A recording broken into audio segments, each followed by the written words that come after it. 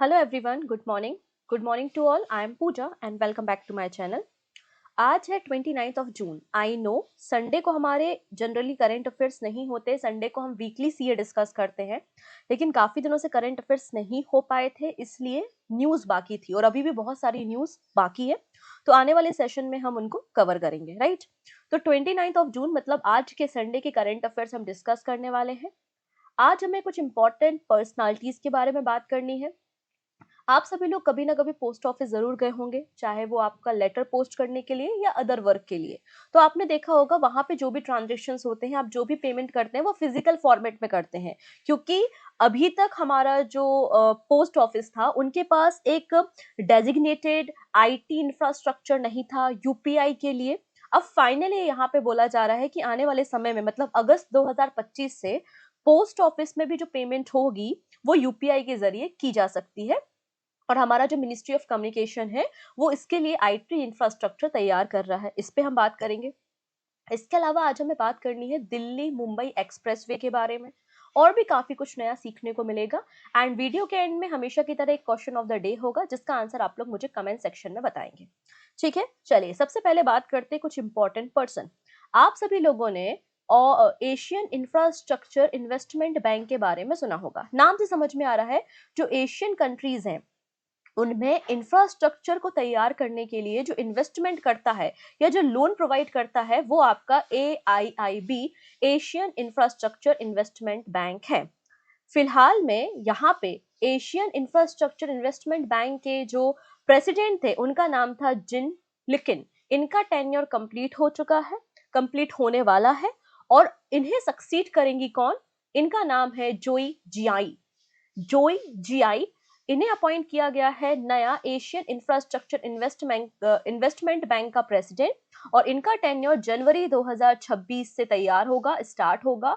और ये सक्सीड करने वाली हैं जिन लिकिन को। इसके पहले ये फॉर्मर वाइस फाइनेंस मिनिस्टर भी रह चुकी हैं। ठीक है, डन इतनी चीजें। अब इसका हेडक्वार्टर कहां पर है? बीजिंग चाइना में आपको हेडक्वार्टर मिलेगा। एशियन इंफ्रास्ट्रक्चर इन्वेस्टमेंट बैंक का फॉर्मेशन 2016 में हुआ था। 110 अप्रूव्ड मेंबर कंट्रीज है। अगर हम वोटिंग शेयर देखते हैं, जब भी कोई डिसीजन लिया जाता है तो उसमें जो मेंबर नेशंस होते हैं वो वोटिंग करते हैं और सभी देशों का जो वोटिंग शेयर होता है वो अलग अलग होता है। तो India second largest voting share रखता है विच इज 7.58%। चलिए, अगली अपॉइंटमेंट बहुत इंपॉर्टेंट है। आप सभी लोगों ने रॉ के बारे में सुना होगा। रॉ का मतलब होता है research and analysis wing. Raw का फॉर्मेशन 1968 में हुआ था और ये हमारे देश के जो इंटेलिजेंस अफेयर्स होते हैं उनको मैनेज करने का काम करता है। रॉ के नए चीफ बनाए जा रहे हैं पराग जैन। तो आपको ये क्वेश्चन एग्जाम में देखने को मिल सकता है कि रॉ के न्यू चीफ कौन है। आंसर हो जाएगा पराग जैन है और ये सक्सीड कर रहे हैं रवि सिन्हा को। इनका टेन्योर जो है वो 2 सालों के लिए होगा। कितने समय के लिए होगा? 2 सालों के लिए होगा और 1 जुलाई 2025 से इनके टेन्योर की शुरुआत होगी। तो रॉ के नए चीफ कौन है? पराग जैन है, जो कि सक्सीड कर रहे हैं रवि सिन्हा को। अगले पर्सन है नीरज चोपड़ा। हम सभी को पता है ये हमारे जेवलिन स्टार है, इन्हें गोल्डन बॉय के नाम से जाना जाता है। और इन्होंने रिसेंटली डायमंड लीग का टाइटल 2 सालों के बाद जीत लिया है। तो डायमंड लीग का टाइटल 2025 में किसने जीता है? नीरज चोपड़ा ने जीता है। और इन्होंने जर्मनी के जूलियन बेवर को डिफीट किया है। इनका जो बेस्ट थ्रो था वो 88.16 मीटर का आपको थ्रो देखने को मिल जाएगा। नेक्स्ट बात करते ये है आर प्रज्ञानंदन। हम सभी को पता है इंडिया के चेस ग्रैंड मास्टर है। इन्होंने recently UZ chess cup master title को जीत लिया है और इंडिया के नंबर 1 चेस प्लेयर बन चुके हैं आर प्रज्ञानंदन। याद रखना, यहाँ पे मेंशन किया है कि इंडिया के नंबर 1 है और वर्ल्ड में इनकी पोजीशन 4th नंबर पे है। वर्ल्ड के number 1 chess player still Magnus Carlsen देखने को मिलेंगे, जो कि नॉर्वे के खिलाड़ी हैं। तो यहाँ पे grand master R Praggnanandhaa top ranker Indian chess player बन चुके हैं लाइव रेटिंग में।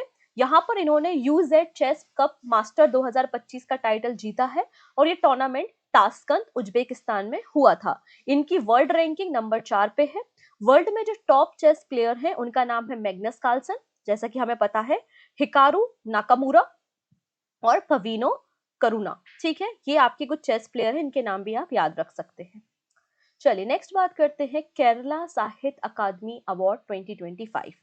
तो केरला गवर्नमेंट जो आपका मलयालम लिटरेचर में काम करते हैं, मलयालम लिटरेचर में अपनी कोई रचना लिखते हैं, ठीक है, तो उनको ये अवार्ड यहाँ पर दिया जाता है बाय द केरला गवर्नमेंट। तो केरला साहित्य अवार्ड या फिर केरला साहित्य अकेदमी लिटरली 2024 अवार्ड को अनाउंस किया गया है, जिसमें बेस्ट नोबल का अवार्ड किसे मिला है? GR इंदु गोपन को। इनकी रचना का नाम है एनो। ठीक है, अब यहाँ पे आप एक और याद रख सकते हैं कि फेलोशिप किसे दी गई है। तो फेलोशिप दी गई है KV रामाकृष्णन को, और लाइफ टाइम कॉन्ट्रीब्यूशन के लिए अवार्ड दिया है ईजा चेरी रामाचंद्रन को। ठीक है, तो इसमें आप बेस्ट नोबल जरूर याद रखें, बाकी सबको आप एक बार गो थ्रू कर ले, पढ़ लें, तो एग्जाम में अगर आता है तो एटलीस्ट आपको फ्लैशबैक हो सके। ठीक है, यहाँ पे जो रेगुलर अवार्ड दिए जाते हैं उसमें 25,000 रुपए कैश प्राइज मनी होती है, जो फेलोशिप दिया जाता है उसमें 50,000 रुपए, और अदर जो लाइफ टाइम अचीवमेंट अवार्ड्स होते हैं उसमें 30,000 रुपए यहाँ पर दिए जाते हैं। ये है हमारे देश के जाने माने क्रिकेटर जिनका नाम है सचिन तेंदुलकर। इन्हें रेडिट का ब्रांड एम्बेसडर यहाँ पर बनाया गया है। ठीक है, और मालदीव की ब्रांड एम्बेसडर कौन बनी है? कैटरीना कैफ बनी है। नाउ बात करते एक और क्रिकेटर है जिनका नाम है शिखर धवन। शिखर धवन ने अपनी ऑटोबायोग्राफी रिलीज की है जिसका नाम है the one reveal the man behind the bat. The one cricket my life and more, या फिर the one reveal the man behind the bat. ये किसकी ऑटोबायोग्राफी है? शिखर धवन की आपको देखने को मिल जाएगी। इसे रिसेंटली रिलीज किया गया है। नेक्स्ट बात करते हैं ANI। आप लोग ने ये न्यूज चैनल देखा होगा। ANI मतलब एशियन न्यूज इंटरनेशनल। ANI के चेयरमैन है जिनका नाम है प्रेम प्रकाश, और इनकी एक बुक है जिसका नाम है हिस्ट्री दैट इंडिया इग्नोर्ड, और इस बुक को recently union minister Jitendra Singh ने लॉन्च किया है। ठीक है, तो आपको याद रखना है बुक का नाम क्या है। बुक का नाम है हिस्ट्री दैट इंडिया इग्नोर्ड। ये बुक किसकी है? ANI के चेयरमैन प्रेम प्रकाश की है। इसे लॉन्च करने का काम जितेंद्र सिंह जी के द्वारा किया गया है। चलिए नेक्स्ट बात करते हैं अमृत स्कीम के बारे में, जिसके 10 साल रिसेंटली कंप्लीट हो चुके हैं। अमृत का फुल फॉर्म एग्जाम में पूछा गया है और वापस से पूछा जा सकता है। अमृत का मतलब है Atal mission for rejuvenation and urban transformation. 25 जून 2015 को अमृत मिशन की शुरुआत हुई थी। ठीक है, और फिर 2021 में से 5 सालों के लिए और बढ़ा दिया गया था। ठीक है, तो ये टोटल 10 साल इस मिशन की कंप्लीट हो चुके हैं। इसकी nodal ministry of housing and urban affairs है, और जितनी भी हमारी अर्बन लोकल बॉडी होती हैं वो अमृत स्कीम के अंदर कवर होती हैं। तो इसका कवरेज लगभग 500 सिटीज में है। इसके अंदर अभी तक 14,000 से ज्यादा प्रोजेक्ट को सैंक्शन किया गया है। इसके अंदर घरों में टैप वाटर कनेक्टिविटी प्रोवाइड की है, सीवेज कनेक्शन प्रोवाइड किया है, LED इंस्टॉल किया है, और यहाँ पे अमृत 2.0 के लिए जो बजट है वो 2.99 लाख करोड़ रुपीस का आपको देखने को मिल जाएगा। तो अमृत स्कीम का फुल फॉर्म याद रखना है, इसकी मिनिस्ट्री याद रखना है, और कब इसे लॉन्च किया था। रिसेंटली इसके 10 साल कंप्लीट हो चुके हैं। नाउ बात करते हैं लीची के बारे में। हम सभी को पता है कि बिहार वर्ल्ड फेमस है लीची के लिए, राइट। बिहार के अलावा पंजाब में भी कल्टीवेशन किया जाता है लीची का। तो पंजाब की जो लीची है उनको दोहा, और मतलब दोहा मतलब कतर और दुबई में एक्सपोर्ट किया जा रहा है फॉर द फर्स्ट टाइम।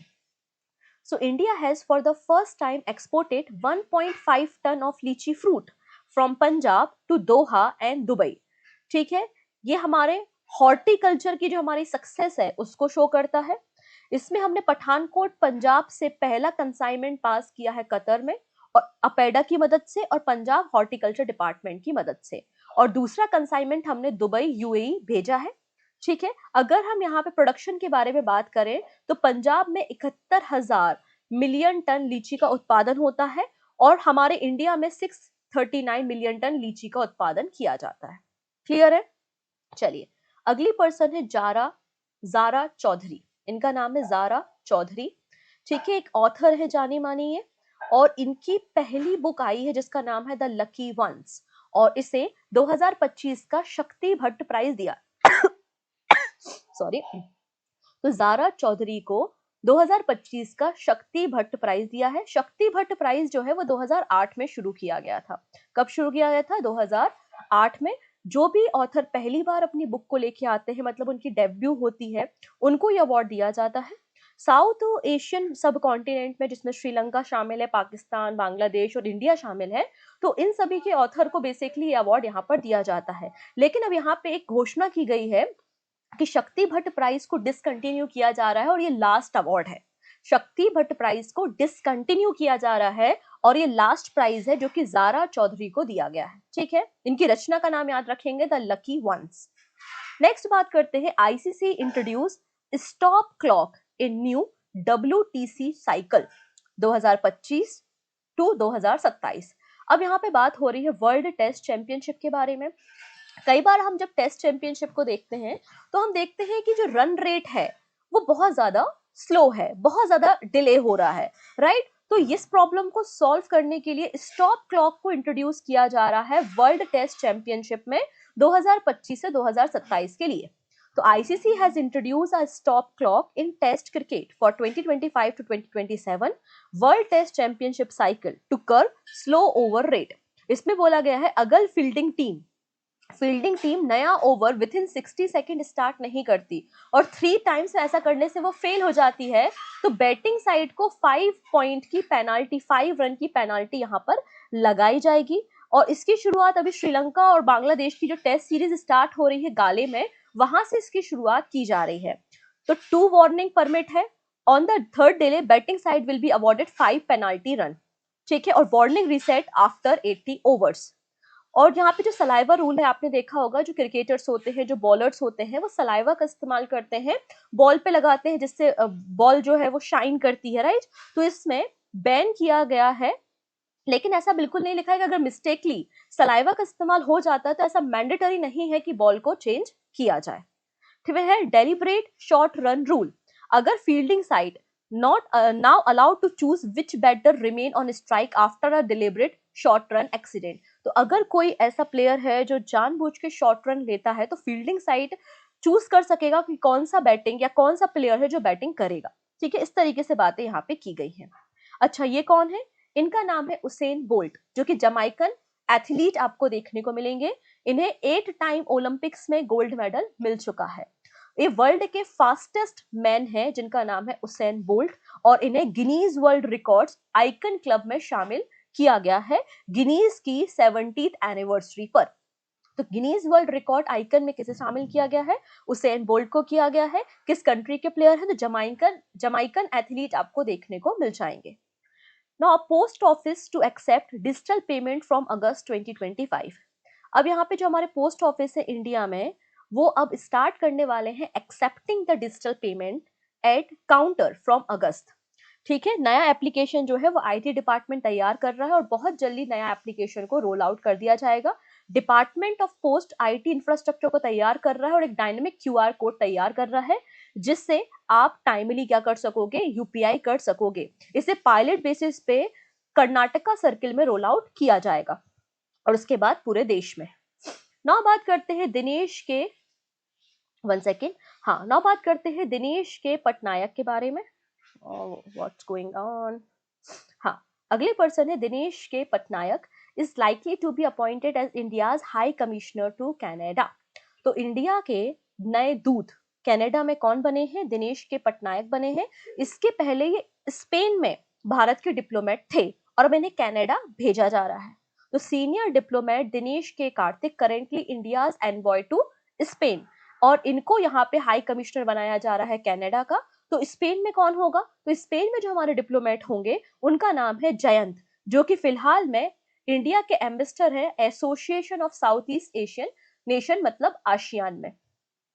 अगले पर्सन बहुत इंपॉर्टेंट है जिनका नाम है S Raman. S Raman assume charge as a PFRDA। अब PFRDA क्या होता है? Pension fund regulatory and development authority. जैसे कि हमारे देश में कई सारी रेगुलेटरी बॉडी हैं, सेबी, RBI, नबार्ड, सिडबी, ये सभी रेगुलेटरी बॉडी हैं। वैसे ही हमारे देश का जो इंश्योरेंस सेगमेंट है, इंश्योरेंस सेगमेंट को रेगुलेट करने का काम pension fund regulatory and development authority करती है, और इसके नए चीफ आपको मिल जाएंगे एस रमन, और ये रिप्लेस कर रहे हैं दीपक मोहंती को। इनका टेन्योर 5 साल का या फिर 65 ईयर्स का होगा, जो भी पहले हो जाए। इसके पहले ये सिडबी के चेयरमैन रह चुके हैं, एमडी एंड सीईओ रह चुके हैं नेशनल ई गवर्नेंस सर्विसेज के, डिप्टी कैग रह चुके हैं और chief general manager and executive director भी रह चुके हैं सेवी के। अब यहाँ पे बात हो रही है pension fund regulatory development authority के बारे में। 2003 में इसका फॉर्मेशन हुआ था। हमारे देश के मैंने शायद इंश्योरेंस सेक्टर बोल दिया था, इंश्योरेंस सेक्टर को रेगुलेट करने का काम इरडई करती है, प्लीज इसको करेक्ट कर लेंगे। हमारे देश का जो पेंशन सेगमेंट है, जैसे कि एनपीएस स्कीम है, आपकी ओपीएस स्कीम है, इन सबको रेगुलेट करने का काम पीएफआरडीए करती है। यहाँ पे थोड़ा सा करेक्शन है, प्लीज करेक्ट कर लेंगे, ठीक है। तो इसका काम है promote, regulate and develop the pension sector in India, overseas scheme like NPS and Atal pension योजना। नेक्स्ट है finance minister Nirmala Sitharaman review public sector bank performance in Delhi. हमारे देश में कितने पब्लिक सेक्टर बैंक है? 12। अभी जो 12 पब्लिक सेक्टर बैंक है, इनका परफॉर्मेंस क्या रहा, इसको रिव्यू करने का काम 2024-25 में हमारे पब्लिक सेक्टर बैंक का परफॉर्मेंस क्या रहा, कितना डिविडेंड दिया है, कितना प्रॉफिट हुआ है, कितना एनपीए है, इसे रिव्यू करने का काम निर्मला सीतारमन जी ने नई दिल्ली में किया है। और Nirmala Sitharaman ji ministry of finance and corporate affairs को संभालती हैं। इसमें बताया गया कि हमारे जो पब्लिक सेक्टर बैंक है, उनका टोटल जो बिजनेस है वो 251 लाख करोड़ रुपीस का रहा है। लास्ट ईयर के कंपैरिजन में ऑब्वियस सी बात है ज्यादा है। लास्ट ईयर 203 लाख करोड़ था, इस बार 251 लाख करोड़ रुपीस है। अगर हम बात करते हैं हमारे पब्लिक सेक्टर बैंक का नेट एनपीए, वो डिक्लाइन हुआ है 0.52% इन 24-25। Net profit 1.78 lakh crore rupees का नेट प्रॉफिट आपको देखने को मिल जाएगा 2024-25 में। डिविडेंड इंक्रीज हुआ है 34,990 करोड़ रुपीस का। And capital to risk weighted asset ratio भी 16.15% आपको देखने को मिल जाएगा, ठीक है। नेक्स्ट है Orissa women and Tamil Nadu men's win first hockey India master cup 2025। तो पहला edition, first edition hockey India master cup 2025 recently conclude हुआ है। इसमें मेंस कैटेगरी में जीता किसने है? तमिलनाडु ने। और वीमेंस कैटेगरी जीती है किसने? उड़ीसा ने, ठीक है। जो फाइनल मैच हुआ था वो कहाँ हुआ था? Mayor Radha Krishnan hockey stadium, Chennai, Tamil Nadu में हुआ था। इसमें टोटल 12 मेंस टीम और 8 वीमेंस टीम ने पार्टिसिपेट किया था। फाइनल में हॉकी एसोसिएशन ऑफ उड़ीसा ने डिफीट किया है हॉकी पंजाब को और यहाँ पे वीमेंस कैटेगरी का टाइटल या कप लिफ्ट किया है। वहीं तमिलनाडु ने डिफीट किया है महाराष्ट्र को और मेंस कैटेगरी के टाइटल को लिफ्ट किया है। हॉकी इंडिया के बारे में बात करें, इसका फॉर्मेशन 2009 में हुआ था और इसने इंडियन हॉकी फेडरेशन को रिप्लेस किया है। नई दिल्ली में हेडक्वार्टर है। दिलीप कुमार तिड़के आपको प्रेसिडेंट देखने को मिल जाएंगे। नेक्स्ट है world bank approved $426 million, approximately आप देख सकते हैं 3,700 करोड़ रुपए, ठीक है। तो वर्ल्ड बैंक ने 3,700 करोड़ रुपीस का अप्रूवल दिया है Karnataka water security and resilient program के लिए। मतलब कर्नाटका में आप देखते हैं जब बारिश होती है तो काफी ज्यादा फ्लड की सिचुएशन आ जाती है, ड्रेनेज प्रॉपर नहीं है, सीवेज ट्रीटमेंट प्लांट्स या टैप वाटर कनेक्टिविटी के लिए कर्नाटका गवर्नमेंट को वर्ल्ड बैंक ने 3,700 करोड़ रुपीस लोन देने की बात की है। तो world bank approve a $426 million loan for the Karnataka Water Security and Resilience Program to help revive the city's 183 lakes। इसके अंदर शहर की 183 लेक्स को रिवाइव किया जाएगा, 9 नए सीवेज वाटर ट्रीटमेंट प्लांट्स को तैयार किया जाएगा और इन जो ट्रीटेड वाटर होगा, वेस्ट वाटर होगा, उसका इस्तेमाल इंडस्ट्रियल पर्पस के लिए किया जाएगा। वर्ल्ड बैंक का फॉर्मेशन 1944 में हुआ था under the Bretton Woods agreement. ये क्वेश्चन बनता है कि वर्ल्ड बैंक का फॉर्मेशन किस एग्रीमेंट के अंदर हुआ है? तो ब्रेटन वुड्स एग्रीमेंट के अंदर 1944 में हुआ है। वॉशिंगटन डीसी में इसका हेडक्वार्टर है। नाउ नेक्स्ट है India's longest animal overpass corridor unveiled इन दिल्ली मुंबई एक्सप्रेसवे। जब कभी आप एक्सप्रेसवे में जाते हैं तो ऑब्वियस सी बात है किसी जंगल से कई बार एक्सप्रेसवे पास होता है, तो अब एनिमल्स जो होते हैं उनको क्रॉस करने के लिए एक तरीके से कॉरिडोर तैयार किया जाना चाहिए। तो इस तरीके से ओवरपास या अंडरपास तैयार किए जाते हैं जिसमें पूरा प्लांटेशन किया जाता है जहां से आसानी से वाइल्ड लाइफ क्रॉस की जा सके, ठीक है। इसी कॉरिडोर के बारे में हम बात कर रहे हैं, हम डिस्कशन करेंगे फर्दर, लेकिन उसके पहले मैं बता दूं अगर आज के क्लास की करंट अफेयर्स की पीडीएफ आपको लेनी है तो आप टेलीग्राम ज्वाइन कर लीजिए, डिस्क्रिप्शन में लिंक अवेलेबल है, वहां से पीडीएफ को फ्री ऑफ कॉस्ट डाउनलोड कर सकते हैं। In a landmark move combining conservation with infrastructure, National Highway Authority of India NHAI इन्होंने कंट्री का पहला वाइल्ड लाइफ ओवरपास कॉरिडोर तैयार किया है नेशनल हाईवे पे, जो कि लगभग 12 किलोमीटर का दिल्ली मुंबई एक्सप्रेसवे का पार्ट है, जो कि रणथंभौर बफर जोन के अंदर आता है। इसके अंदर 5 ओवरपासेस को और एक अंडरपास को तैयार किया जा रहा है। जो अंडरपास है उसकी लेंथ 1.2 किलोमीटर है, जो कि इंडिया का लॉन्गेस्ट अंडरपास है फॉर वाइल्ड लाइफ। तो इंडिया का longest underpass for wild life कहां पर तैयार हो रहा है? दिल्ली मुंबई एक्सप्रेसवे पे। इस बात को याद रखना है। नेक्स्ट बात करेंगे आदि कर्मयोगी के बारे में। आप लोगों ने देखा कर्मयोगी पोर्टल वगैरह आपने देखने को मिलते हैं, जहां पे एडमिनिस्ट्रेशन के लिए, गुड गवर्नेंस के लिए काम किया जाता है। तो हो सकता है बच्चा यहाँ से कंफ्यूज हो जाए। ये कर्मयोगी पोर्टल नहीं है, ये आदि कर्मयोगी पोर्टल है। हमारे देश में ट्राइबल कम्युनिटी के वेलफेयर के लिए कई सारी स्कीम चलती है, जैसे कि आप लोगों ने सुना होगा पीएम जनमन योजना। तो ये जो ट्राइबल वेलफेयर स्कीम है, उनका प्रॉपरली एग्जीक्यूशन हो, लोगों को ट्रेन किया जा सके, लोगों को इंस्पायर किया जा सके, इसलिए आदि कर्मयोगी पोर्टल की शुरुआत की है union ministry of tribal affairs ने। ठीक है, तो ट्राइबल अफेयर्स मंत्रालय ने आदि कर्मयोगी इनिशिएटिव की शुरुआत की है, जिसका पर्पस है strengthening the delivery of tribal welfare scheme by training and inspiring a new generation of dedicated implementation. Recently आदि अन्वेषण नेशनल कॉन्फ्रेंस हुई थी वाणिज्य भवन नई दिल्ली में, वहां पर यह फैसला लिया गया। इसमें जो ट्राइबल कम्युनिटी के लिए हेल्थ केयर गैप है, स्कूल में जो स्टाफ की शॉर्टेज है, पुअर एक्सेस है पब्लिक सर्विसेज का, वो सारी फैसिलिटी ट्राइबल कम्युनिटी को दी जाएंगी। नेक्स्ट है Kerala tops national evolution of protected area for 2022-2025। अब हमारे देश में एक मंत्रालय है जिसका नाम है union ministry of environment, forest and climate change. Bhupendra Yadav ji इस मंत्रालय को देखते हैं। अब union ministry of environment, forest and climate change ने recently management effectiveness evolution of national park and protected area for the cycle 2020-2025 report को पब्लिश किया है। इसमें टॉप परफॉर्मिंग स्टेट आपको केरला राज्य देखने को मिलेगा। तो केरला ने बहुत ही अच्छे तरीके से अपने नेशनल पार्क को और अपनी वाइल्ड लाइफ सेंचुरीज को प्रोटेक्ट करने का काम किया है, और अपने वाइल्ड लाइफ के लिए, अपने एनिमल्स के लिए इन्होंने काफी काम किया है। केरला का स्कोर 76.22% है। केरला एकमात्र ऐसा राज्य है जो वेरी गुड कैटेगरी में आपको देखने को मिल जाएगा। और केरला के अंदर जो आपका इराविकुलम नेशनल पार्क है, जहां पे इंडेंजर नीलगिरी ताहार देखने को मिलती है, ये हाईएस्ट आपको प्रोटेक्टेड एरिया देखने को मिल जाएगा। आप सभी को यह भी पता है कि केरला गवर्नमेंट ने तमिलनाडु राज्य के साथ मिलकर प्रोजेक्ट नीलगिरी ताहार की शुरुआत भी की थी। Kerala is the best manage state in the term of its national park and the wild life sanctuary. Kerala के बाद सेकंड नंबर पे कर्नाटका है, कर्नाटका के बाद पंजाब और हिमाचल प्रदेश है। अगर इंडिविजुअल हम प्रोटेक्टेड एरिया की बात करें तो फर्स्ट नंबर पे कौन सा हो जाएगा? केरला का इराविकुलम नेशनल पार्क, और सेकंड नंबर पे Dachigam national park Jammu and Kashmir में। अगर हम बात करते हैं यूनियन टेरिटरी में, तो टॉपर है चंडीगढ़ और लोवेस्ट स्कोर है लद्दाख का, पुअर कैटेगरी में है 34.9% स्कोर। नेक्स्ट है government set to notify mandatory rule for use of Indian standard time.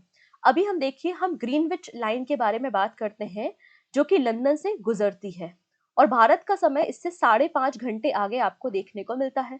अभी हम जीपीएस टेक्नोलॉजी का भी इस्तेमाल करते हैं एक्यूरेट टाइमिंग के लिए। आप सभी लोग जीपीएस का इस्तेमाल जरूर करते होंगे। तो हम चाहते हैं कि हमारे देश की सिक्योरिटी इन्हांस हो। हम चाहते हैं कि हमारे देश के जो एडमिनिस्ट्रेशन पर्पस है, उसमें हमारे देश के ही स्टैंडर्ड टाइम का इस्तेमाल किया जाए।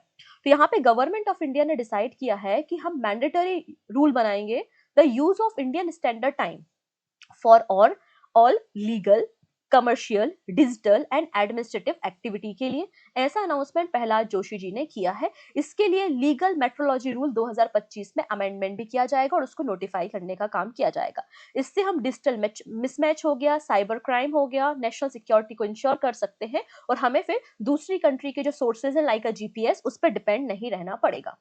ठीक है, इसके लिए 5 regional reference standard laboratory setup की जाएंगी अहमदाबाद, बेंगलुरु, भुवनेश्वर, फरीदाबाद और गुवाहाटी में। इसमें एटॉमिक क्लॉक लगाई जाएगी जो कि हमें एक्यूरेट टाइमिंग देगी। मिली सेकेंड से माइक्रो सेकेंड लेवल तक की एक्यूरेसी आपको देखने को मिल जाएगी। यूजर नेटवर्क टाइम प्रोटोकॉल और प्रिसीजन टाइम प्रोटोकॉल का इस्तेमाल किया जाएगा। अब इसे तैयार करने के लिए कौन कौन से डिपार्टमेंट कोऑर्डिनेट करने वाले हैं? डिपार्टमेंट ऑफ कंज्यूमर अफेयर्स है, इसरो है, और आपका नेशनल फिजिकल लेबोरेटरी है। ठीक, नेक्स्ट है who has been appointed as a new managing director of Sun pharmaceutical industry. 1 सितंबर से मैनेजिंग डायरेक्टर सन फार्मास्यूटिकल के कौन बन जाएंगे? आंसर हो जाएगा आपका यहाँ पे कीर्ति कानोरकर, और ये सक्सीड कर रही हैं, मतलब ये नई एमडी होंगी, और दिलीप सांघवी आपको एग्जीक्यूटिव डायरेक्टर देखने को मिल जाएंगे। For how long has the RBI approved the extension of Prashant Kumar tenure as a MD and CEO of Yash bank? तो यश बैंक के MD एंड CEO कौन है? प्रशांत कुमार है। 6 महीने के लिए RBI ने इनके टेन्योर को एक्सटेंड करने का काम यहाँ पर किया हुआ है। ठीक है, अब यहाँ पे बैंकिंग सेक्टर से और इंश्योरेंस सेक्टर के कुछ इंपॉर्टेंट अपॉइंटमेंट है, जैसे कि deputy CEO of SBI general insurance Arif Khan है। Axis Max Life insurance limited के MD and CEO Sumit Madan है। ठीक है, MD एंड CEO LIC के आर दोराई सोमी है। ठीक है, तो आप इनको एक बार गो थ्रू कर लीजिएगा, आप चाहो तो स्क्रीनशॉट भी ले सकते हो, अदरवाइज PDF में सारी इन्फॉर्मेशन तो होगी ही। और सेशन अगर अच्छा लग रहा है तो लाइक बटन पे क्लिक कर देना, पहली बार आए हो तो सब्सक्राइब कर लेना, जिससे अपकमिंग क्लासेस के नोटिफिकेशंस आपको मिल सके। What is the name of fifth fast petrol vessel launched by the Indian Coast Guard by the Goa Shipyard Limited? हम लोग ने देखा था, इसका नाम क्या है? आंचल। Who has recently become the first women officer from the Indian Navy to appointed as aide de camp to the President of India? ये भी हमने अपने करंट अफेयर्स में डिस्कस किया। इनका नाम है Yashasvi Solanki, option number B. Who has been appointed as the managing director and head of Meta? हमने head of Meta in India भी डिस्कस किया, इनका नाम क्या है? अरुण श्रीनिवास आपको देखने को मिल जाएंगे। अब रिसेंटली कुछ इंपॉर्टेंट यहाँ पे अपॉइंटमेंट्स हुई है, जैसे कि part time member of 16 finance commission T Ravishankar बने हैं। Director of prime minister museum and library कौन बने हैं? अश्विनी लोहानी बने हैं। Chairman and MD of TVS motor कौन है? सुदर्शन वेनु है। Chairman of economy advisory council to prime minister S Mahendra Dev है। Chairman of fertiliser association of India कौन है? शैलेश मेहता है। इन सबको हम लोगों ने कभी ना कभी करंट अफेयर्स में डिस्कस किया है, तो एक बार कंपाइलेशन हो गया है जिससे आप पढ़ सको, रिवाइज कर सको, तो इसका स्क्रीनशॉट भी ले लेना। Which country officially hold the hosting right of 2025 ICC Women's ODI World Cup? ICC Women's ODI World Cup 2025 को होस्ट करेगा इंडिया। पाकिस्तान के जो मैचेस होंगे वो श्रीलंका में होंगे, बाकी सारे मैचेस आपको इंडिया में देखने को मिल जाएंगे। 30 सितंबर से 2 नवंबर के बीच में ICC Women's ODI world cup Bharat के द्वारा आयोजित किया जाएगा। This is question of the day. Prime minister Narendra Modi को रिसेंटली किस कंट्री का grand cross of the order of Makarios third award दिया गया है और ये अवार्ड इन्हें किसने प्रेजेंट किया है? ये कुछ ऑप्शंस हैं, सही आंसर आप मुझे कमेंट सेक्शन में बता सकते हैं। सो मिलते हैं नेक्स्ट वीडियो में कुछ नए अपडेट्स के साथ। Thank you so much, take care and bye bye.